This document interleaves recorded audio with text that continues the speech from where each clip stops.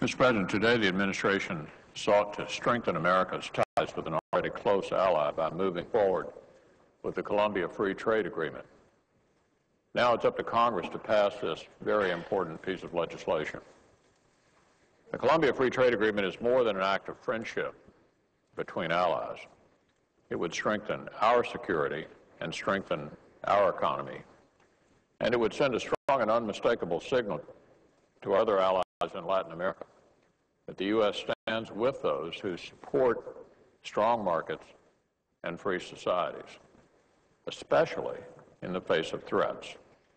Colombia's support for free markets and democratic reform under President Uribe has made it an even stronger ally of the United States in recent years, and a very sharp contrast to its next-door neighbor, Venezuela. We cannot allow election year politics here in the U.S. to make a resurgent Colombia more vulnerable to its anti-American neighbor. America got a close-up of Venezuela's dictator at the UN when he likened an American president to the devil and predicted America's demise. His anti-Americanism has not softened since that speech, nor has the threat that Hugo Chavez poses to regional stability. Chavez is a corrosive influence in South America.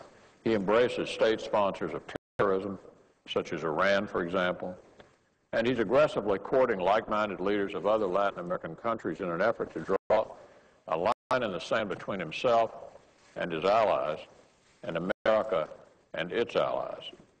Now, most Latin American leaders, like President Uribe, know that allying themselves with Chavez will in the long run. Unfortunately, Uribe's government has been severely tested by Chavez and his allies. Ecuador supports, for example, terrorist proxies in Colombia, and Chavez has made it quite clear that he supports Ecuador's efforts when he recently sent troops to the Colombian border. Colombia has made tremendous progress. Not long ago, it appeared on the verge of collapse. Entire regions of the country were essentially ungovernable.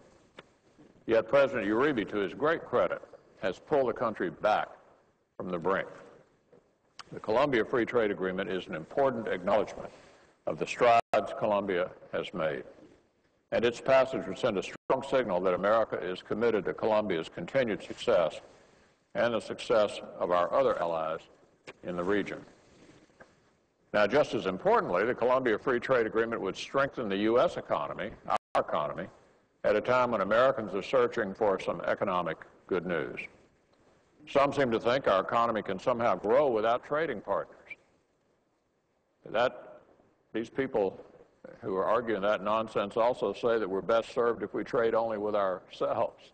How absurd is that? In fact, the opposite is true. America needs trading partners to buy the goods that we are making here in our country. This is especially true when there's an imbalance in market access, and the imbalance between the U.S. and Colombia is stark indeed. Today, more than 90% of Colombian exports to the United States enter our country duty-free.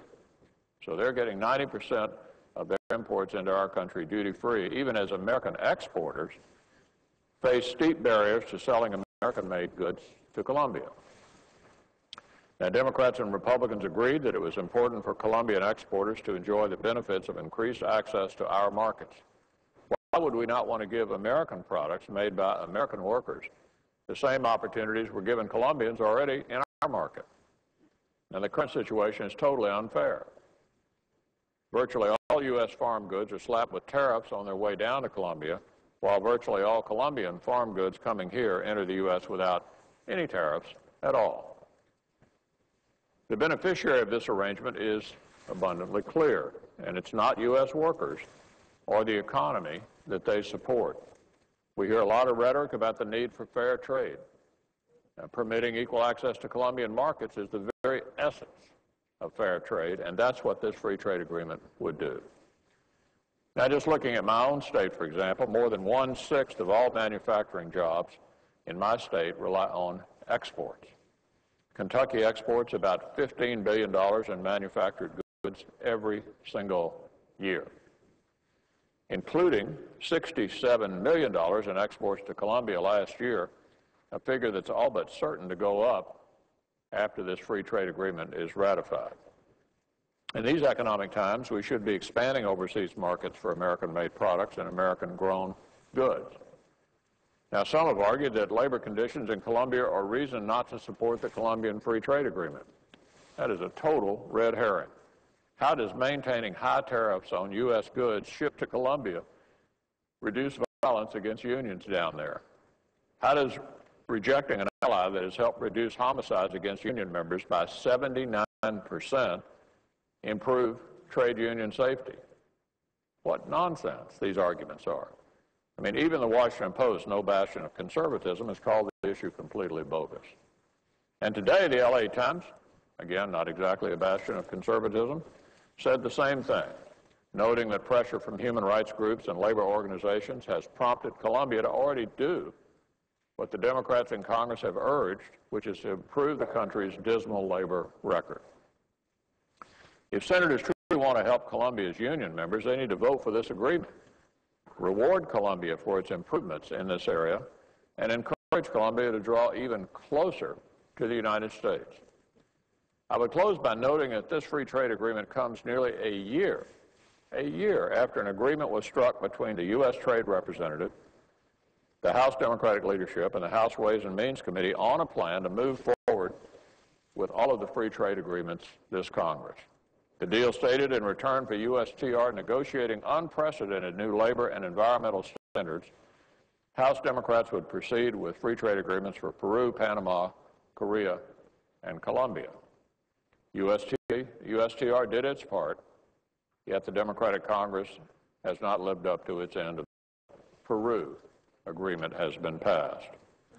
We should reject an isolationism that limits economic growth and stunts job creation here at home. And we should support this important Latin American ally. The time is long past for Congress to do what it promised and move forward on America's trade agenda. Congress must reaffirm its commitment to an invigorated Colombia and in the process help our own economy at a difficult economic moment. Mr. President, I suggest the absence of quorum.